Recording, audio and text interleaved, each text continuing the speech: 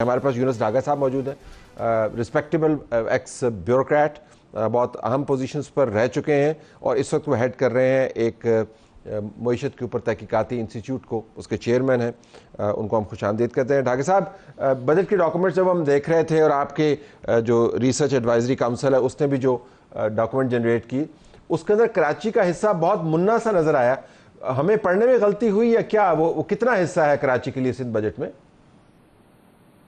देखिए, कराची को मुख्तलिफ हिस्सों से मिलते हैं। अगर आप किसी सिंध गवर्नमेंट के अहदेदार से बात करेंगे तो आपके पुलिस के बजट में बताएंगे कि कराची को मिलता है, एजुकेशन के बजट में मिलता है, हेल्थ के बजट में मिलता है। डेफिनेटली ये तमाम सूबाई हुकूमतें देती हैं, सिर्फ कोई सिंध के साथ नहीं है। लेकिन अगर हम सिर्फ लोकल गवर्नमेंट्स की बात करें जो 3rd टियर है, KMC को कराची के जो सिंध के बजट में से 1.1% मिला है, सिर्फ 35 अरब रुपये अगर कहा जाए, और 35 अरब जबकि 3000 अरब का 3056 अरब का पूरा बजट है सूबे का। तो उससे तो फिर या तो आप इस 3rd टियर को ख़त्म कर दें और सारे फिर सूबाई लेवल पे मामलात को हैंडल करें, या फिर अगर 3rd टियर आपने रखा हुआ है लोकल गवर्नमेंट का, अब जैसे ये सिर्फ कराची के साथ ही नहीं, सिंध की तमाम लोकल गवर्नमेंट्स को सिर्फ 5% शेयर दिया गया, 160 अरब रुपए की सिर्फ ट्रांसफ़र उनको दी जाएंगी। इसके मुकाबले में पंजाब ने 15% ट्रांसफ़र किए हैं। तो अगर पंजाब के मुकाबले में पंजाब के बराबर किया जाए तो फिर KMC को 100-125 अरब रुपए मिलने चाहिए, और अगर KPK जिसने 17.7% लोकल गवर्नमेंट को ट्रांसफ़र किए हैं बजट में, तो फिर हमारा कराची का शेयर 125 अरब मिल जाता है KMC को। लेकिन KMC को सिर्फ अभी मिल रहा है 25 अरब रुपए उनको मिल रहे हैं। तो इसका इफेक्ट क्या होगा? इसका इफेक्ट क्या होगा? देखिए, मैं आपको बताता हूँ, वर्ल्ड बैंक ने ये कई साल पहले, तकरीबन 5-6-7 साल हो गए, उसमें वर्ल्ड बैंक ने बताया था हमें कि कराची में इस वक्त इंफ्रास्ट्रक्चर का डेफिसिट 10 अरब डॉलर का है। इसको देखते हुए पिछली जो गवर्नमेंट थी, PTI की गवर्नमेंट, तो इमरान खान साहब आए थे कराची में और मुराद अली शाह साहब हमारे जो चीफ मिनिस्टर साहब उनके साथ बैठे, उन्होंने कराची के लिए 1400 अरब रुपए का एक पैकेज दिया, जिसको 3 साल में कंप्लीट होना था। मतलब ये कि 2022 में उसको कंप्लीट होना चाहिए था, लेकिन उसमें से कोई भी चीज़ कंप्लीट नहीं हो सकी। सबसे बड़ा जो मसला इस वक्त पानी का है कराची में, K4। अब K4 का मसला सिर्फ 125 अरब रुपए का है, जिसके लिए ना सिर्फ इमरान खान साहब ने भी कहा था कि 3 साल में कंप्लीट करेंगे, बल्कि फिर शहबाज शरीफ साहब जब आए PDM की गवर्नमेंट ने, तो उन्होंने कहा था 2025 में हम इसको कंप्लीट करेंगे। लेकिन आप देखेंगे इस दफ़ा भी 125 अरब की इसकी रिक्वायरमेंट है और सिर्फ 25 अरब रखे गए हैं वफाकी बजट में भी। लेकिन कराची को क्या ज़रूरत है ये शहबाज शरीफ साहब की या वफाकी हुकूमत की इनायत की? क्या कराची कोई वफाकी टेरिटरी है कि जहाँ पानी के मसले वफाक को हल करें? सूबाई हुकूमत ने बिल्कुल उससे एक पहलू तय की हुई है, और वो कराची को पानी का मसला पिछले कई सालों से ये गंभीर और दूसरे मामलात भी हैं, कदा किला में दूसरे मामलात भी हैं, चूँकि ज़ाहिर आप तो उसको बड़ा करीब से देख रहे हैं। जो 90% इशूज़ आइडेंटिफाई हुए हैं कराची के अंदर लॉ एंड ऑर्डर से अलावा, उनका ताल्लुक मुकामी हुकूमतों के साथ है, उनका ताल्लुक जो है लोकल 3rd टियर मैनेजमेंट के साथ है। तो तरजीहात से फिर आपको क्या पता चलता है कि फिर वर्टिकल इंटरवेंशंस होंगी, जो MNAs हैं या MPs हैं वो कुछ काम करेंगे, लेकिन पैसा तो है नहीं। जो सिंध हुकूमत का मैंडेट है वो तो आया है प्राइमरली रूरल सिंध से, जहाँ पर ज़राअत में हम देख रहे थे काफ़ी पैसे वहाँ पर एलोकेट किए गए हैं ज़राअत में। तो फिर कराची का मुस्तकबिल इस बजट एलोकेशन से आपको क्या नज़र आता है? How will Karachi look? देखिए, कराची की जो शिकायतें कह लिया चाहिए, रिजर्वेशंस हैं लोगों की सिंध की हुकूमत से, वो यही है कि चूँकि सिंध की हुकूमत को यहाँ से सीट्स नहीं मिलती तो वो यहाँ पे बजट देने के लिए तैयार नहीं है। ये एक बहुत शॉर्ट जो साइटेड जिसको कहना चाहिए व्यू है सूबाई हुकूमत का।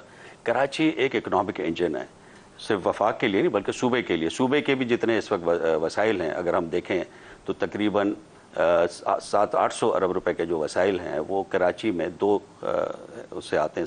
एक सेल्स टैक्स ऑन सर्विसेज है और दूसरा इंफ्रास्ट्रक्चर से ऐसे जो कि पोर्ट पे लिया जाता है। तो ये उनके भी ये हक में है कि उनके भी ये फेवर में है सूबाई हुकूमत के कि कराची को बस्लिंग रखें, कराची को एक्टिव रखें। कराची को इस तरह मरता हुआ छोड़ के ना वफाकी हुकूमत को कोई फ़ायदा होगा, वो जिस तरह की सोच रहे हैं कि हमारी इतनी 3.6% की हम ग्रोथ ले लेंगे, ये सब इनके ख्वाब रह जाएंगे अगर कराची इसी तरह के मसाइल में रहा। सूबाई हुकूमत को भी इससे मसाइल होंगे, और मेरा अपना ख्याल है कि शॉर्ट टर्म इनकी सोच है कि कराची को उन्होंने सब ने छोड़ दिया है, क्योंकि वफाकी हुकूमत का सारा इंटरेस्ट पंजाब में है और हमारी सूबाई हुकूमत का अंदरूनी सिंध सारा इंटरेस्ट है। तो वो कराची को छोड़ के वो समझते हैं कि इकोनॉमी तरक्की कर लेगी, इसी तरह इनको फंड्स मिलते रहेंगे। मेरा ख्याल है इनको बड़े मसाइल होंगे आगे जाके, नॉट ओनली इकोनॉमी को भी, क्योंकि कराची को जिस तरह अब कराची से बहुत ज़्यादा कैपिटल फ़्लाइट होना शुरू हो गया है। दुबई में भी जा रहा है, वो मलेशिया में भी जा रहा है और मुख्तलिफ ममालिक में जा रहा है।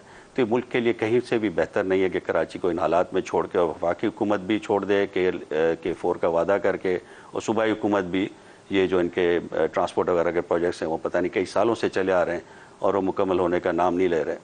तो कराची को अगर, और ख़ासतौर पर आप देखें इंडस्ट्रियल इन्वेस्टमेंट बहुत कम हो रही है कराची में, उससे आपकी जॉब क्रिएशन नहीं हो रही, और जॉब क्रिएशन ना होने की वजह से आपके लॉ एंड ऑर्डर के मसाइल हो रहे हैं। जो क्राइम सिचुएशन इस वक्त, स्ट्रीट क्राइम कराची में बढ़ने की एक वजह यह भी है कि लोगों के पास रोज़गार नहीं है। तो इस तरह अगर ये फ्लाइट ऑफ कैपिटल रहेगी, आपकी यहाँ से इंडस्ट्रीज जाती रहेंगी, बहुत सी इंडस्ट्री पंजाब भी जा रही हैं, तो ये सारी जो सिचुएशन है मुल्क के लिए बेहतर नहीं है। और ख़ास तौर पे सूबा सिंध की हुकूमत को बहुत ओनरशिप की ज़रूरत है। आप देखें पंजाब की हुकूमत किस तरह ओनरशिप करती है अपनी इंडस्ट्रियल सेक्टर की, उस तरह की ओनरशिप की ज़रूरत है। जिस तरह दूसरे शहरों को ओनरशिप मिलती है उनकी सूबाई हुकूमतों की तरफ से, उसी तरह की हुकूमत। लेकिन डॉक्टर साहब, आपने जो पहले बात की वो मेरे ख्याल में मैं उससे कनेक्ट करना चाहूँगा कि ये आम शहर नहीं है और ये सूबाई मामला नहीं है, ये पाकिस्तान की इकॉनमी का इंजन है। और हम GHQ से लेकर और आसिफ अली जरदारी साहब के ईवान सदर तक हम एक ही बात सुनते हैं, बीच में प्राइम मिनिस्टर भी मौजूद है, इकोनॉमिस्ट भी मौजूद है, वो सब यही कहते हैं जी कि पाकिस्तान का नंबर 1, नंबर 2, नंबर 3 मसला इकॉनमी है। और अगर नंबर 1, 2, 3 मसला इकॉनमी है और इकॉनमी का इंजन कराची है और कराची की हालत ये है जो आप बता रहे हैं, तो ओनरशिप तो फिर हर तरफ से आनी चाहिए ना, कि नहीं? बिल्कुल आनी चाहिए, हर तरफ से आनी चाहिए, क्योंकि कराची वफाक को भी इसी तरह अपने वसाइल देता है टैक्स के, जिस तरह सूबे को देता है, और इन सब के मफाद में है। मईशत का कोई भी प्लान कराची के बगैर मुकम्मल नहीं होता। और कराची को जिस तरह उन्होंने, अभी तक मैंने नहीं देखा कि वफाकी हुकूमत की किसी भी प्रेस रिलीज़ में या इन्होंने जो प्रेस टॉक्स किए हैं उसमें किसी में आपने नहीं सुना होगा कि हमारे जो प्लानिंग के या फाइनेंस के लोग हैं या मिनिस्टर्स हैं, उन्होंने कोई कराची के बारे में बड़ा कोई ज़बरदस्त अपने आइडियाज़ बताए हों कि जी इस तरह उन्होंने प्लान किया। और सूबाई हुकूमत तो खैर तकरीरों की हद तक तो बहुत अच्छी तकरीर उन्होंने की। ख़ासतौर पे पिछले हमें इलेक्शन ईयर के अंदर कहा गया कि बस कराची के लिए बहुत कुछ हो जाएगा, लेकिन जब हमने उनके देखा कि कराची के लिए पिछले साल की निस्बत ADP में भी फंडिंग कम कर दी गई है, तो ना सिर्फ ये कि डायरेक्ट ट्रांसफ़र KMC को भी नहीं मिल रही है, बल्कि तरक्याती मंसूबों में भी फंडिंग की कमी है। तो इसके ऊपर सोचना चाहिए दोनों हुकूमतों को कि कराची को उस तरह छोड़ने से मुल्क को बहुत ज़्यादा नुकसान हो रहा है। आपका बहुत शुक्रिया। चलते चलते हम ये भी बात करते हैं ढाका साहब और व्यूअर्स के लिए भी कि मैं टोक्यो जब गया तो वहाँ पर उसकी स्काईलाइन बड़ी मुतासर कुन है। तो वहाँ पर बैठ के मैंने जब उनके जो रिप्रेजेंटेटिव्स हैं मुकामी हुकूमत के, उनसे पूछा कि स्काईलाइन ये कौन डिज़ाइन करता है, ये इन्वेस्टर कौन लाता है, 500 बिलियन डॉलर्स की बिल्डिंग्स बना रहे हैं।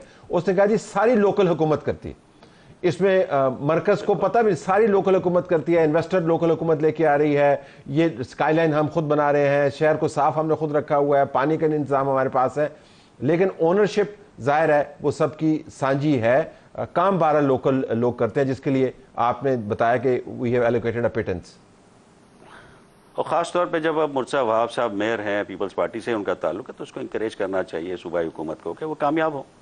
जी, दैट्स अनदर एडिशनल इंसेंटिव। आपका बहुत शुक्रिया। नाज़रीन, प्रोग्राम हमारा जारी।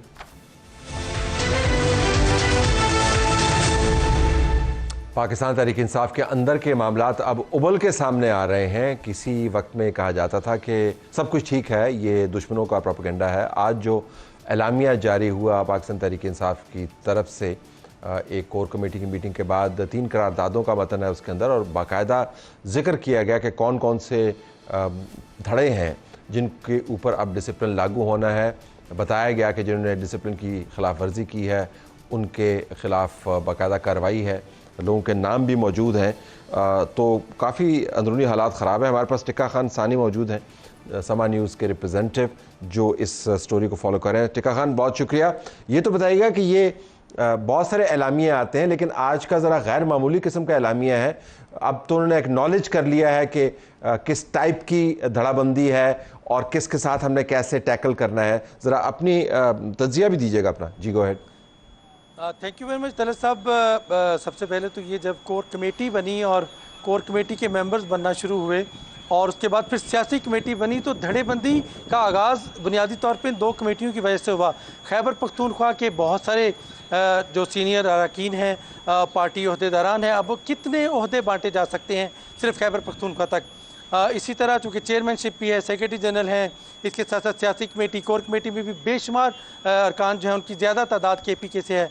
तो जब शहरियार अफरीदी को शामिल नहीं किया गया, शहरियार अफरीदी का नाम उसमें शामिल करने के लिए सिफारिश की गई, तो 2 से 3 माह लग गए शहरियार अफरीदी का नाम कोर कमेटी में उसकी अप्रूवल होते होते। तो यहाँ से ही थोड़े से वो मेरा अंदाज़ा है कि मुतनफ़र होना शुरू हो गए और उसके बाद यकीनन उन्होंने जो कुर्बानियाँ दी लोगों ने, तो वो समझते हैं कि कोर कमेटी उनका हिस्सा है। और इसके साथ साथ उसके बाद फिर सियासी कमेटी जब बनी तो उसमें भी बड़े बड़े नाम रह गए, सिर्फ 12 रुकनी सियासी कमेटी बनी। उसके बाद शेर अफजल मरवत जो है उनको कमेटी में तो पहले में शामिल कर लिया गया, लेकिन सियासी कमेटी में उन्हें आउट रखा गया। तो इसमें ज़्यादा हिस्सा जो आज के इख्तलाफात का है ये शेर अफजल मरवत का या उसकी मकबूलियत का, फिर उसकी बढ़ती हुई तनकीद का, उसके ट्वीट्स का अभी इसमें अमल दखल है। और शानदाना गुलजार यकीनन जब शहरियार अफरीदी खड़े हुए, उन्होंने कहा कि मैं रुकनीत से इस्तीफ़ा देता हूँ, यानी असम्बली की रुकनीत से, अगर मैं बानी चेयरमैन को रिहा नहीं करवा सकता तो फिर मैं क्या कर सकता हूँ। तो बुनियादी तौर पर तो ये रंजिशें थी सारी उनको नज़रअंदाज करने की, कमेटियों में, पार्टी ओहदों में, इसके साथ साथ चूँकि अपोजिशन में उन्होंने अच्छा, ये भी बताइएगा, डिसिप्लिन की जो खिलाफ वर्जी का जिक्र हो रहा है, ये क्या खिलाफ वर्जियाँ हैं जिसके बारे में अब बाकायदा एलामिया के अंदर तज़किरे हो रहे हैं? क्या खिलाफ वर्जियाँ? व्यूअर की ज़रा याद दहानी तो करवाइएगा। बड़ा अहम सवाल है। एक ही खिलाफ वर्जी है सीनियर क़यादत के ऊपर, पार्टी की जो मौजूदा सीनियर क़यादत है उसके ऊपर तनकीद क्यों की जा रही है सोशल मीडिया में खुलकर। बड़ा नुक्ता ये है और इसी वजह से पार्टी के अंदर जो यकीनन पार्टी क़यादत के ख़िलाफ़ दूसरे लोग इकट्ठे हो जाते हैं, महाज हो जाता है। तो एक आप देख सकते हैं जब शेर अफजल मरवत के ख़िलाफ़ पहला डिसिप्लिनरी एक्शन हुआ था तो वो भी चेयरमैन PTI बैरिस्टर गोहर के खिलाफ तनकीद कर। तो अभी जो तनकीद हो रही है वो उसकी नौयत क्या है, वो भी बताइएगा, किस बात पर तनकीद हो रही है? यकीनन अब यही कहा जा रहा है कि जो मरकजी क़यादत है, फवाद चौधरी का अब एक वीडियो बयान आ गया कि तमाम ओहदे लोग इंजॉय कर रहे हैं पार्टी क़यादत। इसके साथ साथ अगर आइनी ओहदे हैं, जैसे उमर अयूब के पास आइनी ओहदा है, सेक्रेटरी जनरल का ओहदा भी है, उन्होंने रिज़ाइन कर दिया है सेक्रेटरी जनरलशिप के। इसी तरह जो शिबली फराज हैं वो अपोजिशन लीडर हैं। इसी तरह चेयरमैन बैरिस्टर गोहर जो हैं वो खुद एक चेयरमैन भी हैं। उसके बाद कमेटियां जो बनी पार्लिमानी उसमें भी शेयर नहीं दिया गया। अब कम से कम 9 से 10 कमेटियों में खैबर पख्तूनख्वा के लोग एडजस्ट होना चाहते थे, पंजाब के लोगों को एडजस्ट किया गया। अब आमिर डोगर को चीफ वेब बना दिया गया, पार्लिमानी लीडर बना दिया गया, उसको जरताज गुल को तो शानदाना गुलजार रह गई। यकीनन फिर उन्होंने अलम बगावत तो बुलंद करना था कोर कमेटी। फिर सबसे बड़ी बात यह है कि ये चाहते हैं कि हम बानी चेयरमैन से जाके मुलाकात करें। अब सिर्फ 6 लोगों की कमेटी है जो मुलाकात कर सकती है। कल भी मुलाकात है वकला की, इसमें बैरिस्टर गोहर बतौर वकील भी और बतौर चेयरमैन भी मिलते हैं और इसके साथ साथ उमर अयूब हैं और रऊफ हसन है, इसके साथ नईम पंजोथा और जो उनके भाई हैं इंतज़ार पंजोथा, ये मुलाकात कर सकते हैं। ये कोशिश थी सबकी कि हम भी मुलाकात करें। असद कैसर किसी तरह कामयाब हो गए लोगों की मुलाकातें करवाने में, शानदाना गुलजार भी मिली, बाकी लोग मिली, वो खामोशी से बैठ गए। लेकिन जिनकी मुलाकात नहीं करवाई गई मुसलसल, अब जुनैद अकबर जो है डिप्टी स्पीकर के उम्मीदवार थे, ये बहुत पहले भी फॉर ब्लॉक का हिस्सा थे 2012 में जब MNA थे। जुनैद अकबर जो हैं उन्होंने कोर कमेटी ही छोड़ दी कि हमें बानी चेयरमैन से मुलाकात नहीं करने दी जा रही, दूर रखा जा रहा है। शेर अफजल मरवत जो है वो भी पार्टी से तकरीबन अलहदा होकर रह गए, उनका भी यही मौक़िफ़ था कि हमें। अगर क्विकली मैं आपसे पूछ पाऊँ, ये बहुत फैसिनेटिंग डिटेल्स हैं इस पार्टी के बारे में जिसके लोगों का कहना ये है जी कि जैसे हमारा कप्तान मामलात चलाता है वैसे तो कोई मामलात नहीं चलाता। लेकिन डिसिप्लिनरी कार्रवाई शुरू हो रही है। आइंदा 24 घंटे में 1-2 आपको नज़र आ जाएंगे जो बाकायदा कार्रवाई होगी, रुकनीत मुअत्तल होगी। 7 रोज़ के अंदर उनसे बाकायदा जवाब मांगा जाएगा। ना हुआ तो फिर उनकी पार्टी रुकनीत मुस्तकिल भी ख़त्म की जा सकती है। ये अब सीरियसनेस आई है पार्टी में। कोर कमेटी के इजलास के बाद भी एक इजलास हुआ है, वहाँ भी मुशावरत हुई है। तो यूँ एक आगाज़ हो गया है PTI के अंदर और यकीनन ये आगाज़ जो है PTI में मज़ीद जो है वो क्यास फैलाएगा और पार्टी लीडरशिप के खिलाफ जो है वो नफरत का आगाज़ हो सकता है इस इक़दाम से। Okay, I have to leave it there. बहुत शुक्रिया नाज़रीन, ये हालात हैं पाकिस्तान तहरीक इंसाफ के। इजाज़त चाहते हैं, अल्लाह हाफ़िज़।